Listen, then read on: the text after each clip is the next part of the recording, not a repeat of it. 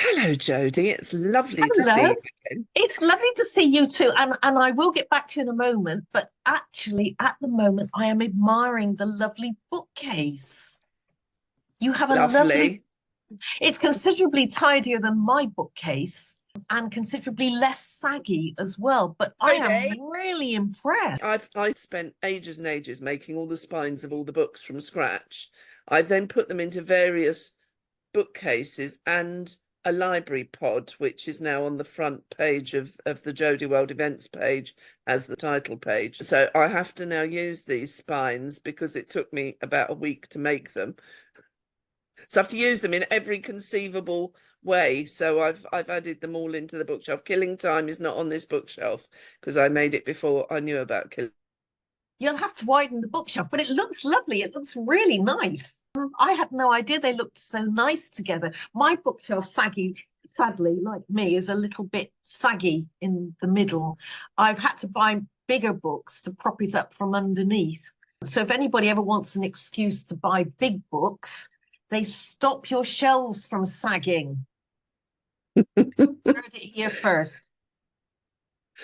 Do we have any questions from anyone? Because this month was free reading month, so you can ask about absolute, not that that makes any difference because you all ask about anything you like anyway. But this month, legitimately, you can now ask about anything you'd like from Jodi, and she may answer you. Right, Yes. I've got three of you in the queue. First is Cheryl, Okay, unmuting herself. I don't know if you can answer this or not. In the good and the bad and the history, I'm delighted that they stayed alive. But in the house that's in 1893 in London, it seems like if they did we go right from I can't think of his name, our hero, the head of St. Mary's, to Dr. Besto. yeah, Dr. Bester, to basically the little girl. And it seems like there might have been other people in between, and if they're killing all the people they put in that house, why are our five people still alive? Well, Dr. Bairstow and Mrs. Brown I, had already pushed off, and Small Hope and Pennyroyal moved in to look after oh, the Coslevers. okay, so it's the same time. All right. Yes, yes, yes. And that little scene appears slightly in Small Hope and Pennyroyal as well. You get to see it from another point of view. Oh, good. Okay. Thank you. Looking forward to it. I try to just enjoy your books, but sometimes it's kind of like, okay, how old is Matthew here? I have to guess, and it's part of the fun of your books, actually. Your problem is that the author has commitment phobia and really doesn't like being pinned down. And whenever I send a manuscript off to poor Frankie, my editor, her first question is invariably, when does this take place in the timeline? And I'll shuffle about a bit and sort of say, well, can't we say it's a standalone story? For instance, the Christmas story that I wrote, Santa Grint, has caused me no end of difficulties in subsequent Time Police books. So if anybody asks now, Santa Grint is a standalone story. So that's all we have to say. It's simply a standalone story, and you can fit it in wherever you like. Well, no, I definitely think it's before Killing Time. I already read Killing Time twice because, again, I want to know, okay, what's happened to these two people? I really like these two little kids that think we're just so worried about going to the chess club. I will say again, 6 months to write, 6 months to edit, and God knows what to it. And 3 days later, somebody's read it twice. What am I doing wrong?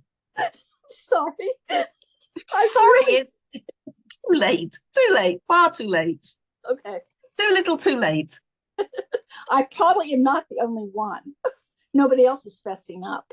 No, I'm sure there are others out there who have read it as well. But yeah, really, I'm incredibly ungrateful. I should be thrilled that people are reading it so quickly after it's published. But just occasionally, because I've got all of Time Police 6 spread around me at the moment, and down there, and down there, and a couple of whiteboards down there as well. And I'm going through this. I'm gestating it, if you like. Did your mother the princes, the 24,000 words on the two princes? Oh, lost that. No, it's Never lost. found it. never found it. Sometimes I'm not so sure that that's a bad thing. Because I lost it, I took the story in a slightly different direction. And if I'd managed to find the original, I might not have done that. So let's call it serendipity, shall we? All right. Right, the next question, Sarah Pennington.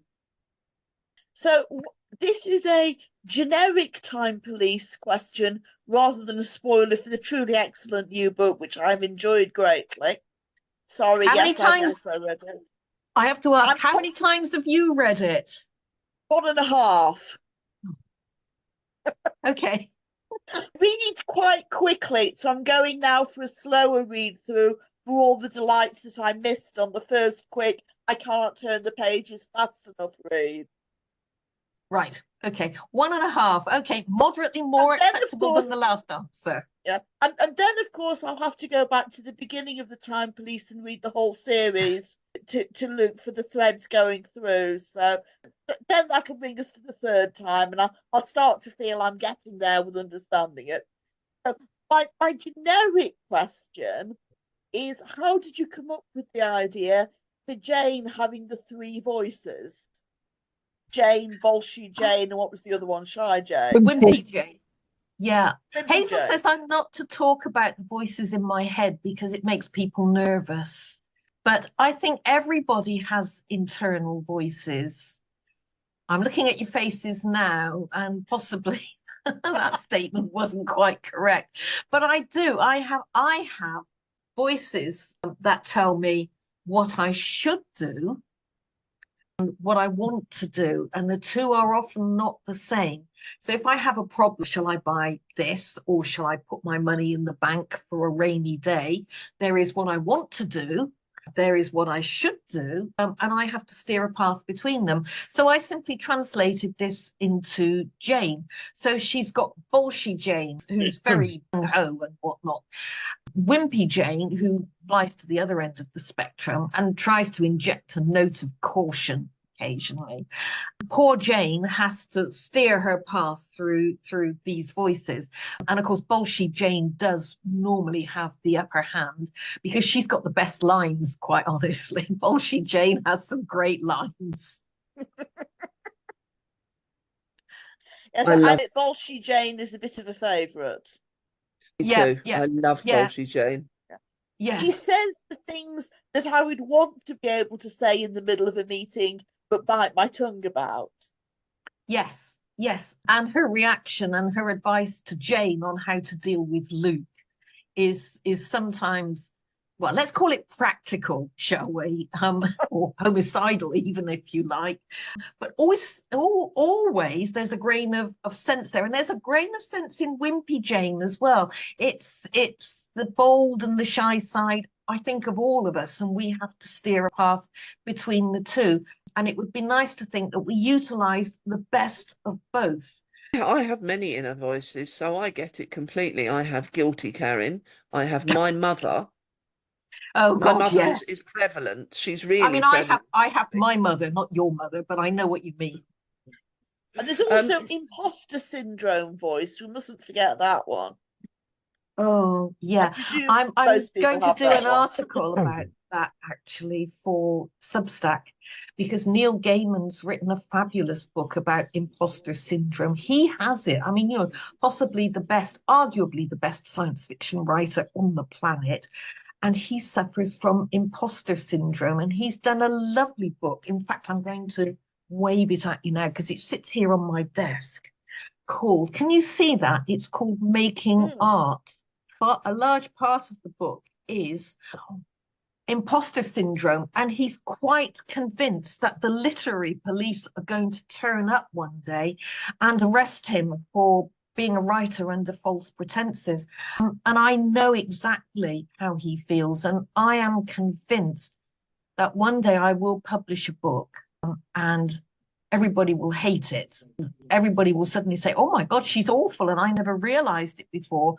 They'll all send their books back, and Amazon will demand that I repay my royalties, and my life will just go down the tubes completely. And this is usually around 3 o'clock in the morning. This is quite a favorite one of mine, actually. But there is a genuine germ of truth there, that every book that I publish, this will be the one where everybody finds out I'm not as good as they think I should be. And it's a really horrible feeling, actually. So, yeah, my heart goes out to anybody who suffers from imposter syndrome.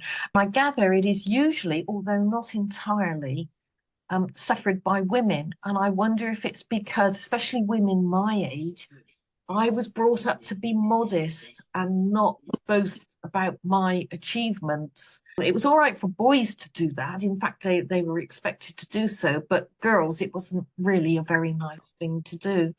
And I often wonder if my age has got a lot to do with it as well because of that. When I complete forms, application forms for jobs, I'm great with name, address, telephone number, email address.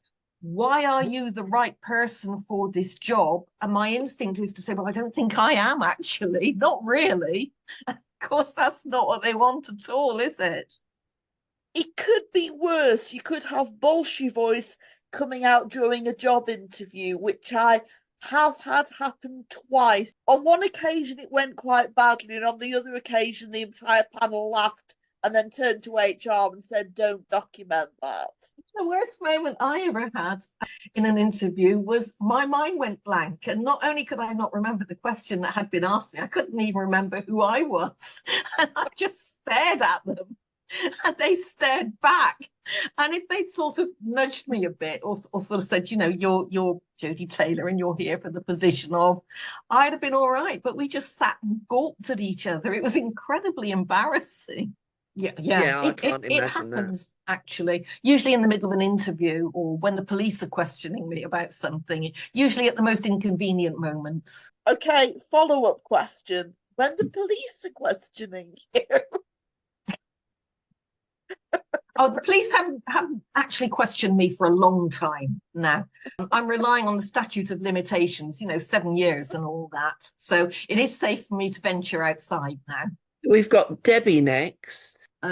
One little observation and one actual proper question. Just to say, I saw the, I suppose, banner for the Small Hope and Pennyroyal, and I love the way that she's got the gun and he's holding the cocktail. I thought the nice little reversal of the roles and people's perception was a really nice little touch to doing that. And I am ridiculously excited to read this book, quite frankly. And for a couple of part-time throwaway characters who popped up at one point to have their own novel now, I love them so much and I cannot wait for it. But that's not the thing. I don't know if I've asked you this question before, or if I did it in a dream, or it's one I meant to and we never get round to on the other sessions because we go off and talk about socks and things. But the horses at Troy, when I read that, I was just, oh my God, that's such a brilliant concept, where the legend of the horse and the one that brought the city down came from. What made you think of that? Where did that come from? Because I thought that was brilliant. I read Homer years ago, and I think it's a long time since I read it, actually, and I've read more books since then. But at some point, I think he mentions a plague, and I think he says somewhere, or somebody says, first the dogs died, then the horses died, and then the people got it. It was the Greeks that got it, I think. And the Trojans were well-known horse breeders, and they worshipped horses, which was why Wooden Horse of Troy, etc. And I thought, well, if the Greeks packed up and left, which in the story they did, they wouldn't take sick horses with them. There wouldn't be any point. You can't eat a sick horse. They'd just be so much dead weight. And I could imagine Odysseus, that cunning person, saying, well, let's leave them behind and maybe the Trojans will eat them, because they would have been short of meat as well by this stage, and maybe they'll all get sick. And of course, if it hadn't been for the earthquake, it wouldn't have mattered that the whole city was sick after eating these horses. So really, I sat down and I thought about it, and I thought, I've got to weaken the city somehow. I've got to think of something where nobody is able to fight at all, especially the soldiers who would have had the lion's share of the meat. But then that's no good because the walls would have stood whether they were manned or not. Troy was incredibly well defended. So I had to have some reason for the walls or part of the walls coming down. And I lived there, we had earthquakes, little earthquakes nearly every day with the occasional really big one chucked in. So it seemed the obvious thing to me was that they would have an earthquake, which, double whammy really, not only brought down part of the walls, but brought the Greeks back to Troy on the resulting tsunami. And there they were, too sick to defend themselves. Half the walls came down. Still wouldn't have been too bad, but unfortunately, the tsunami brought the Greeks back as well. They took one look and thought, yeah, get in there. So they did. And that was the end of Troy. And I did feel guilty for ages because it was such an ignominious end, really. I mean, I'm sure they fought bravely, but they couldn't do a lot. They were weakened by eating diseased horse meat. And that was the end of Troy. And I was a little worried that my editor at the time would say, well, I think since people are going to expect something a little bit more spectacular than just getting a bad case of the trots and the wall falling down. But people quite seemed to like it, which was a huge relief to me. Yeah, I think I was a little bit worried. The wooden horse, and you just completely went, no, and completely put them off in another direction. And the way the tension builds, when Guthrie's getting the pains in his head and you Yes. know something horrible is going to happen, and you're just like, how is she going to do it? What's going to go first? And yeah, I love the way it worked. Yeah. I never really believed in Helen of Troy because women simply weren't that important in Greek society. If you lost a wife, you went off and got another one. If you lost a princess, if she got kidnapped or something, well, it didn't matter. You just either sired another couple or just got another one from somewhere. They certainly weren't important enough, I don't think, for kings and heroes, soldiers, to abandon their homes, their countries, their city-states for 10 whole years. I mean, imagine who could have moved in the meantime. How many of them went back to 3, 4, 5-year-old sons and daughters? They just weren't important enough. So I never really believed in Helen of Troy at all. And I had my doubts about the wooden horse, actually. I mean, these canny Trojans who've been under siege for 10 years, professional soldiers and all their allies as well, are they actually going to knock down the gate and the walls to get this giant wooden horse, and where would they have got the wood from, into the city? It's a lovely story. It's a fantastic story, and Brad Pitt was excellent, I have to say, even if the story was rubbish. In that role of the Wall of Brad, and every time I walk past, he had all the movie photos, and there's one of Brad life size in, I'm going to say, the small skirt arrangement with quite attractive. And every time I walk past, I just be like, you can't help but walk past like this. It was great, but yes, I quite liked him in his blue skirt, actually. I thought he set off the blue skirt quite nicely. But yeah, I mean, the story was rubbish, really. And obviously I'm not romantic enough because I just couldn't get my head around Helen of Troy and the wooden horse at all. So I thought I'd have a go without it, and that was what I came up with. And as I say, huge relief that my editor did say, oh yeah, fine. Brilliant. Thank you very much indeed. Carol, have we got sound? Can you hear me now? I read Killing Time within 24 hours. Sorry, but I'm now reading it one chapter a night.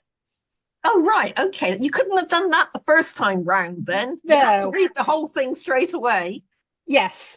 I'm also listening to Zara at the same time. So read a chapter, listen to a chapter to get the nuances. If I can just interrupt you for a moment, I had lunch with Zara a couple of months ago, and she has no idea of the reception that she's had for her narration of these books. And I was talking to her about it, and I said, you should log on to Facebook sometime or Audible and have a look at the reviews. And I don't think she ever did. When the Audible reviews started coming through for Killing Time, everyone was, as usual, quite full of praise for her performance. So I screenshotted, which wasn't something I knew I could do actually, but apparently I can. And I sent her a screenshot of everybody's comments, and she was absolutely blown away. So you have a very happy Zara Ram on your hands, Good. because she had no idea. Good, because I really enjoy listening to her. If anybody's interested, Stephen Fry's book on Troy is a very good read, and his one on Greek myths is good as well. But yeah, my question is, Hay and Farrington, their conversation is just brilliant, because obviously it gives you background, fills you in and everything. But will she ever actually get to use the paper knife for real? And will she take somebody out with it? There is a situation coming up, possibly at the end of the book I'm writing at the moment, possibly if there's a next one, the next one, when she does not use the knife, but it is very, very close. Things literally hang by a thread.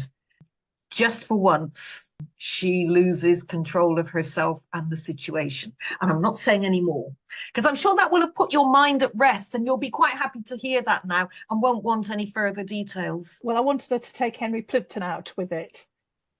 Oh, that's a thought. Hang on, I'll make a note. Hay stabs Henry. Yes. Okay, we'll see. We'll Good. see.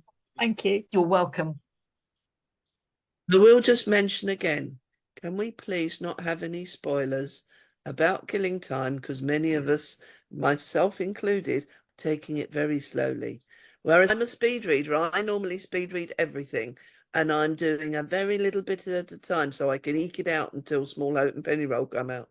So no spoilers, thank you. Was that me? Did I Tammy, give something away? Sorry. no, I wasn't sure if Carol had or not, because there was paper knives and She's had the paper knife for ages and ages. now I know, but I'm just making sure. Tammy is next. Okay. But Jodi, the main question from me, now I have rather stupidly started a actual historical research book, so I'm writing a non-fiction book about the history of Birmingham Register Office. What I'm interested in... Not quite Troy, but never mind. A 200-year history is enough, though. Troy was pushing it a little bit. How many files do you find you have on each of your research projects? Your historical ones? Because this is quite simply the acts I have to read. Yeah. Well, obviously, I don't have to read acts because I make a lot of it up, but I do try and base it on solid fact, because it's so much more believable if you can weave facts and fiction together in a kind of complicated pattern thing. So I try and establish the facts to begin with. Like when I did the Battle of Hastings, I read everything I could find on the Battle of Hastings. And then I decided where and when I was going to insert my characters and what was going to happen to them when I got them there, and what happened in the battle as well. So if, for instance, they perched on a hillside and they're watching the charge, and all of a sudden the charge changes direction and comes for some reason, I can have it coming towards them and they've got to run away and all sorts of things. So it's a kind of tapestry. That's the word I'm looking for. Tapestry. Oh, it sounds a lot easier than what I'm doing. I'm currently reading Hansard reports our first superintendent registrar being forced to resign because he was a socialist. Oh, okay. So we're currently dealing with a lot of scandal at the register office in 1840. Well, I'm sure you can make something interesting out of that. Yes, it went all the way to Parliament and he was forced to resign as a result. So I'm having great fun researching that at the moment. But Okay. I've got 13 years to write it and publish it. So okay, fingers crossed. Well, good luck and keep at it and enjoy it. That's the main thing, because if you enjoy writing, I think it comes across in your writing. You're welcome. So my question is, you kind of inferred it in the Grint book, the Christmas story, Charlie Farrington and Miss Steele. Is there a possibility that anything's going to happen with them two? They're going to get together? Almost certainly, I would think. I have plans for those two. So I don't want to say too much, obviously. I'm thinking about future Christmas stories. And I actually thought, because I've botched the Time Police timeline by writing Santa Grid ahead of time because I couldn't stop myself. I thought I might start a separate timeline for Time Police Christmas stories, so we would be able to pursue the aftermath of Grint's transgression. So there will be Captain Farrington and Miss Steele possibly getting together, and of course there will be the posters will turn up soon for the opening of the new Raymond Parish financed orphanage. And there will be some lovely posters of Lieutenant Grint cuddling an orphan for publicity purposes. And I rather thought Luke Parish could order 100 of them and keep sticking them up round the walls of TPHQ, and Grint's following him furiously, ripping them down and threatening to do him an injury. So yes, I think that story's got legs, but they will be separate legs, if you know what I mean. Right, thank you very much. You're welcome. Thank you. And just to let you know, I read your book in the latest one in a day, but I'm going through it slowlier now. Oh, right. Okay. It's not a competition. No, but I was eager to listen to it. So basically, I spent most of the day not doing very much at all, if possible, and listening to that instead. Right. Well, I hope you enjoyed it. I did. Thank you very Excellent. much. You're very welcome. I have questions, but we're not allowed to ask any, so I will keep them to myself for now. Okay. Well, we can revisit at a future date. Yes, thank you. We can probably talk about Killing Time and More Hope and Pennyroyal at the end of September, because we're going to have a summer break now. So if we can have a break until after Small Hope and Pennyroyal's out, and then everybody's read that, we can sort of talk about both of those then, I would say. Yes, and hopefully I'll be further down the line with the next Time Police book and more sane than I am at the moment. Although I make no promises. The rate that everybody's reading these things with such gusto, I feel very sorry for you, Jodi. It's a huge amount of pressure to have your poor hand must be about to drop off with. Got to keep up with them, with all these people reading so quickly. Do you have any recommendations over how long we should take?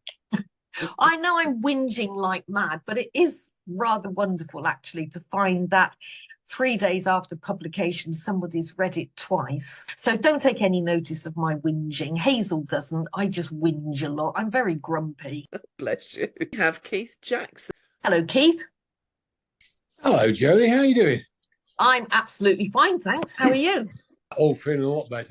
We were in your old stamping grounds a couple of weeks ago. We've been on a cruise to Turkey and Greece.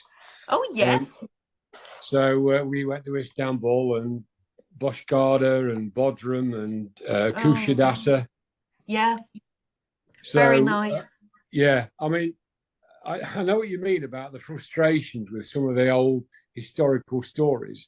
I mean, you know, going back to Troy, I mean, after 10 years, they'd have burnt everything higher than a blade of grass within 20 miles. Yep. Where would they got the wood? Where the hell would they have built it and disguised what they were going to do with it? You know, it just makes no sense at all. Where did Agamemnon get the food from to feed his army? Because, I mean, Homer exaggerates, obviously, there weren't 1,000 ships there. But if you say, even if there were a couple of 100 ships there and there were 20 men to a ship, plus the equivalent of Marines and whatnot who had come along as well, he must have had to feed thousands daily. And God knows what their latrines were like. So it is, when you think about the practicalities, you see, this is why I was a building manager for the library service, including mobile libraries, which fall over if you look at them wrongly. And I'm obsessed with the way things work and how people get them to work. And all right, I turn up, I'm the king, I'm Agamemnon, obviously, and I turn up with 5,000-10,000 soldiers. and I have to feed them, and I have to make arrangements to shovel their poop out to sea or whatever. And I not only have to feed them, I have to feed all their horses as well, and their servants, their dogs and whatever. Oh, yeah. And there's got to be blacksmiths and support staff, and the logistics of it, because I spent some time in logistics as well. Just unbelievable. Yeah, I mean, so it's really hard to believe a 10-year siege took place. It is. I mean, in the First World War, the greatest weight of material that went over from England to France was fodder. Yes. Yeah.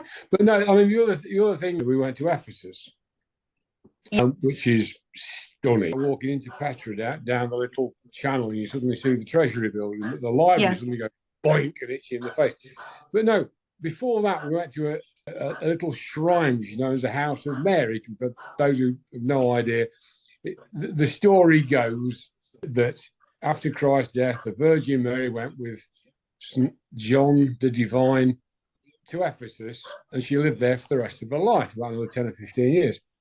And there's this little tiny shrine that's supposed to be there and all the rest of it. I said, it's a little way outside of where the ruins are. And I said to the guy, was that ever inside the walls of Ephesus? He said, oh, no. So I said, so the most important woman in Christianity at the time goes to a centre of Christianity, and they stick us, 5 miles outside the city walls in the house all by itself. Yeah, that's gonna happen. Yeah. Yes. Yeah, it's interesting, isn't it? Yeah. Women were not that important. Yeah, it does get fascinating. It really does. Yes. Yes, it does. Yeah. Right. I'll see you at Bosworth anyway. Oh, yes, definitely. See you there. Yeah. Right. Next, I think we've got Nevena. How lovely to see you. Lovely to see you too. Hi. Hello. Yes, I won't be able to make it to Bosworth, I'm afraid, because it's a little bit too far, because I'm here in the States. But I hope to make it to Jodiworld next year. Fingers Excellent. crossed. Look forward to seeing you there. I have kind of a general question, which is, if you write about the Time War, and I think that there are rumors that you will it be a Time Police book or a St. Mary's book, or will it be a crossover? I have plans for a book combining the two, but that's not it. In the next book, I've referred to the Time Wars, and I think I've established the Time Police now, and people have got to know them, and they're not as bad as people thought they were. And I think now the time has come, there will be an incident from the Time Wars in which it is not good. So there will be an incident that reminds people what they were like while they were fighting the Time Wars. But in their defense, it was a very bad time for them. There were hardly any of them left. They were losing, and they were losing badly. So I'm going to plonk this incident probably in the next book and wait to see what readers make of it, whether they think the incident will be justified or not. And I don't want to say too much, but I haven't forgotten that the Time Police we have now are not quite the same Time Police that were at St. Mary's and gave them such a hard time. And they're certainly not the Time Police who fought the Time Wars all those years ago. There are very few of those left now. Hay was there. Captain Farrington is too young. You, Ellis, I'm not sure. The senior mech was there. He's an old hand. And a very young Lieutenant Callan as well. And more than that, I'm not going to say. Okay, that's fair enough. And I know we're not supposed to talk about the current book. I read the previous book and the current book in the same day. Please don't hate me. Too late, far too late. Because I started to read the current book, and then I thought, I need a refresher. I need to remember what happened in the, so I went back and I read the previous book, and then I read the current book. So I'm a very fast reader, even though I get stuck in and I read every word, but I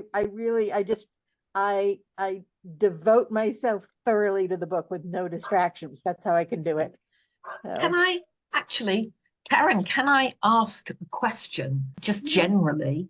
I've been thinking for some time that the story is getting complex now, and for the Time Police especially.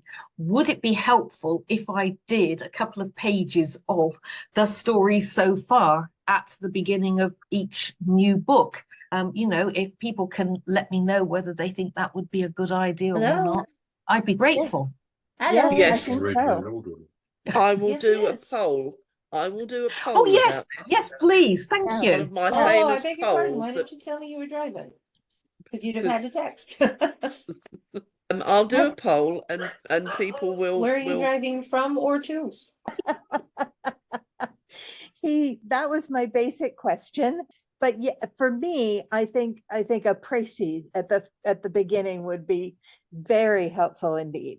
Yes, and then Zara could declaim dramatically previously on the Time Police. That would be great, wouldn't it? Oh, that'd be would, really good. I would. like that. I should demand that she does that. That would be wonderful. That Oh, does my sound poor fabulous. editor, she's going to curse you lots. All right. Next, we have Christina. Hi there, thank you. Well, Jodi, I don't Hello. know if the synopsis will work for me because I always have to go back and reread the series first. So I was finishing up the Time Police series again on Thursday when the book came out. So I've only read it once, The Killing Time. But I'm going to do like Karin said and go slowly this time and So you've catch all the only read it. details. You've only read it once. What a lightweight you are. Right, but I did go back and read all the previous books so that I would be on track. And Yes, so I a synopsis will be helpful, but I'll still do that. Yes, I think people will still go back and reread, but for those who don't want to, a synopsis might be quite helpful, actually.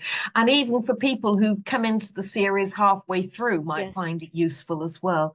So, yes, we'll have a Karin poll and see what it brings forth. That'll be great. What I really wanted to ask, though, was in this crossover book, the blend between St. Mary's and Time Police, is that where we'll find out Commander Hay's story? And if she was raised in Greece, or was it Greece? Well, Asia Minor, as Asia it was Minor, then. okay. I need to have a think about that. I'm doing somebody else's story at the moment. I think I'm trying very hard that they will all have their moment in the sun, all the characters. Some will be longer than others and more complicated than others, of course. But I'm finding I'm quite liking most of the characters, and it would be nice. I don't think we'll find out too much about Grint because he's Grint. He's unchanging. He's like a rock, really. So I'm not going to burden people with his personal story. But I think, yes, I've opened so many, not cans of worms, but I think I need to start tying up a few loose ends in order that I can loosen a few more ends. But I hope that every character will have some kind of individual story that I can tell over the course of the books. And it's always at this point that I wish I wrote books with fewer characters.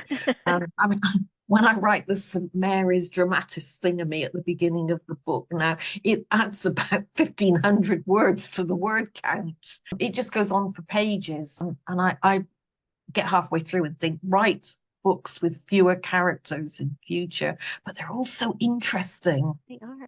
And you tie them all together so nicely. That's always a pleasure reading your books. Thank you very much indeed. Thank you. I love the dramatis thingamy. It's not my favorite, but I love it. I just absolutely love that. So don't cut that any shorter. Thank you.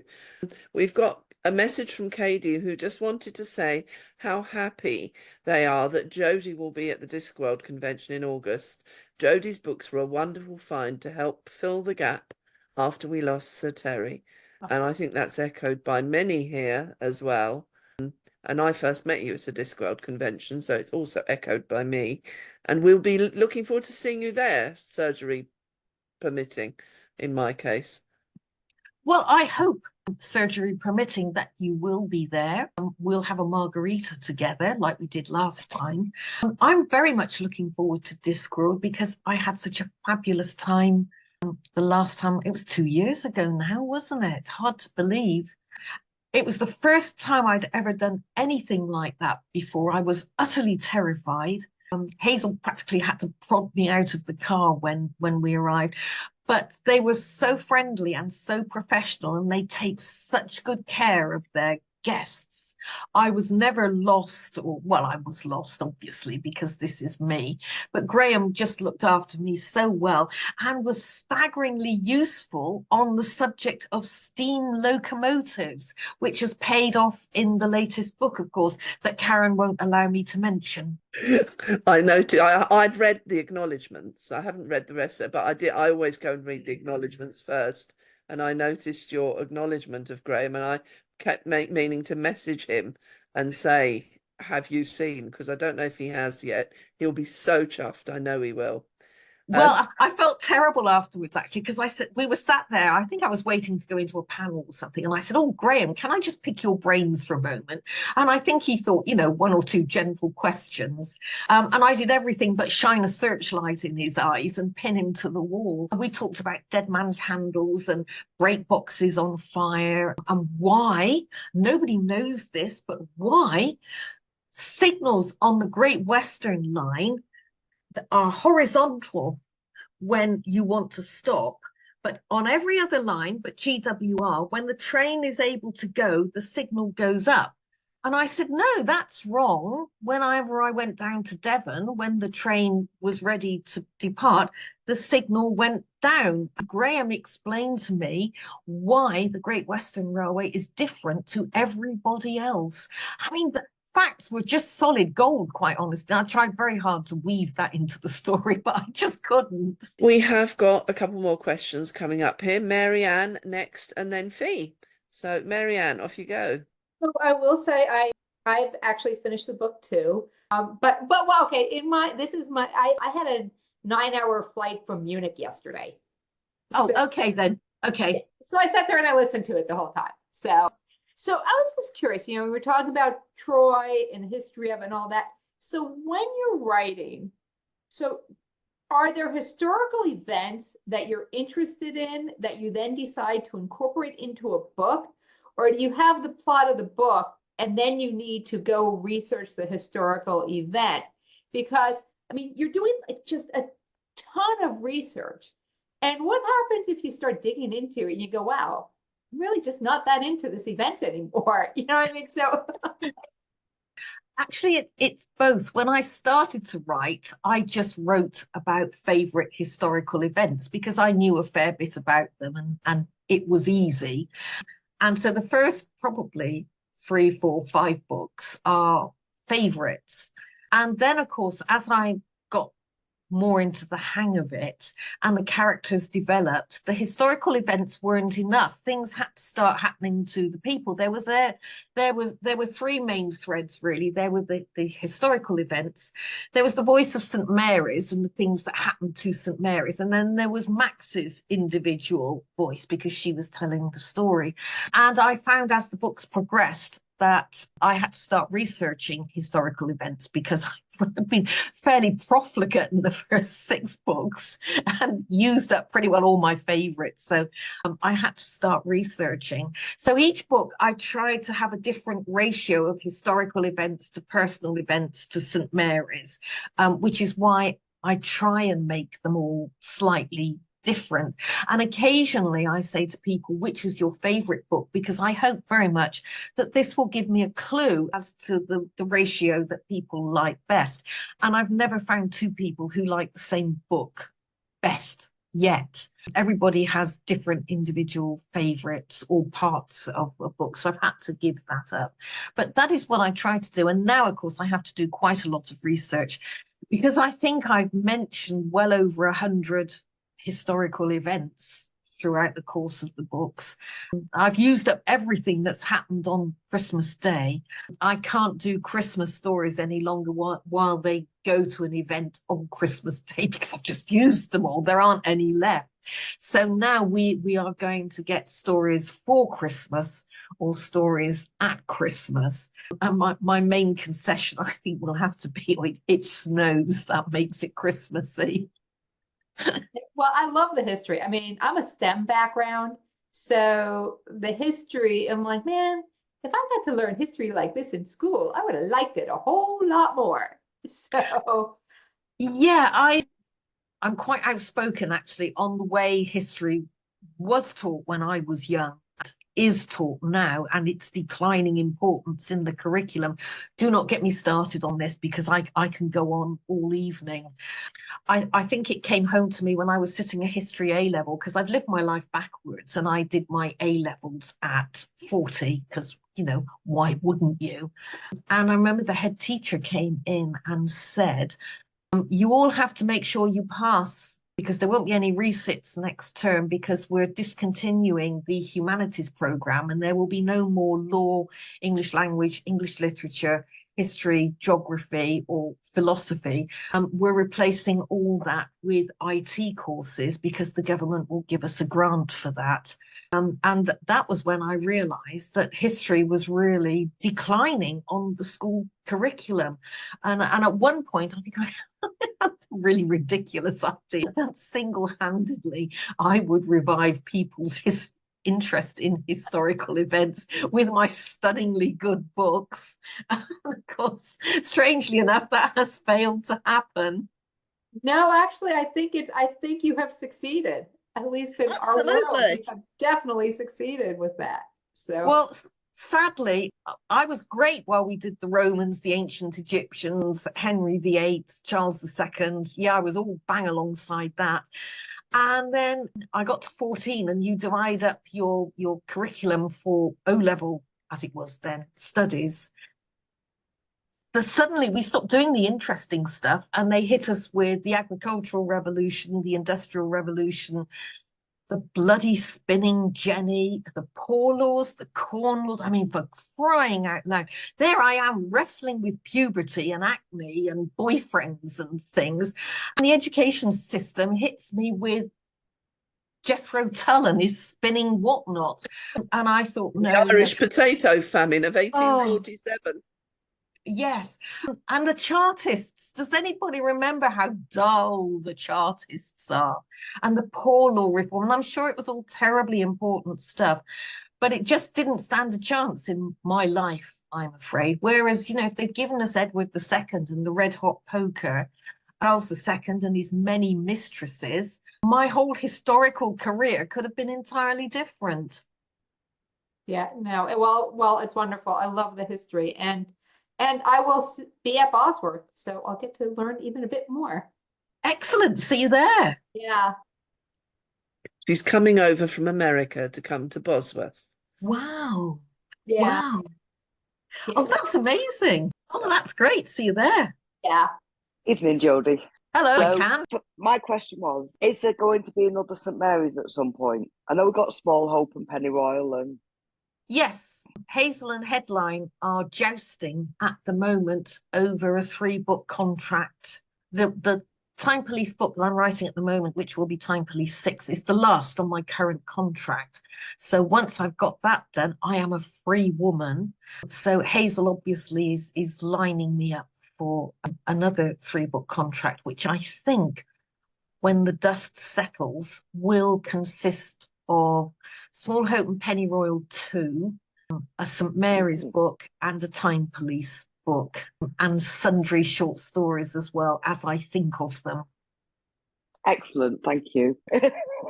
You're welcome. Poor Donna has gone off into the silence. She was going to say that her 4 times great-grandfather was one of the founders of the Chartist movement, and she's very proud of him. Oh, crikey. And he's got a blue plaque